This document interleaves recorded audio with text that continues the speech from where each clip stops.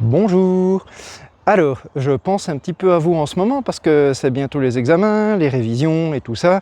Et parmi le public qui regarde ces vidéos, peut-être qu'il y en a parmi vous qui vont passer à la casserole bientôt. Et je me suis dit, comment est-ce que je peux vous aider? Eh bien, je vais vous donner les 5 erreurs classiques que font les élèves en chimie, mais ça peut aussi s'appliquer à la physique. Et on commence tout de suite. Numéro 1, bien lire la donnée. Faites pas comme moi, parce que le Bibi qui est là, qu'est-ce qu'il a fait à son examen de maths au lycée? Il a mal recopié l'équation pour son étude de fonction et du coup, il a mis un moins au lieu d'un plus. Magnifique. J'ai perdu 1 heure, rien que ça. Donc, lisez bien la donnée. Soulignez ce qui est demandé. Mettez l'unité à côté. D'ailleurs, passerelle, les unités, deuxième point sur lequel les gens font énormément d'erreurs, évitable.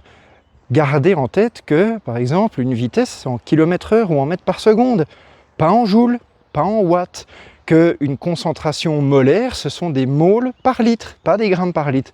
Faites attention à vos unités, ça peut vous éviter de perdre des points bêtement. D'ailleurs, toujours en parlant d'unités, numéro 3, souvent il y a des gens qui font des erreurs dans la conversion d'unités. Alors soit vous connaissez votre facteur de conversion par cœur et du coup, très bien utilisez-le. Si vous ne le connaissez pas, alors soit vous gardez l'unité en question, soit vraiment si elle vous est demandée, recalculez-la tout simplement, ou expliquez pourquoi est-ce que vous n'arrivez pas à la recalculer. Ça peut éviter de perdre des points. Numéro 4, équation chimique. Évidemment, comment ne pas parler de ça dans un monde de chimie? Eh bien, les équations chimiques, il faut les respecter. Et pour ça, il y a 2 règles en fait qui sont assez simple avec les guillemets de circonstance, c'est de respecter le principe de conservation des masses et de charge. Donc veillez à bien avoir le même nombre d'atomes d'un côté et de l'autre de votre équation et le même nombre de charges. C'est-à-dire que si votre partie de gauche est neutre, la partie de droite doit être neutre. On n'invente pas des charges, on n'en crée pas dans une réaction chimique.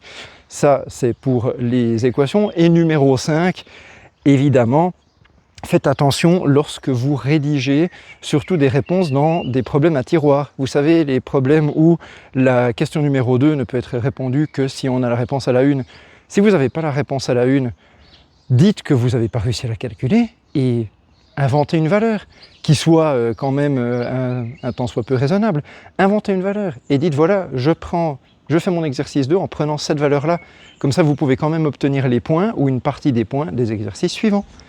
Bon courage à vous, bonne journée!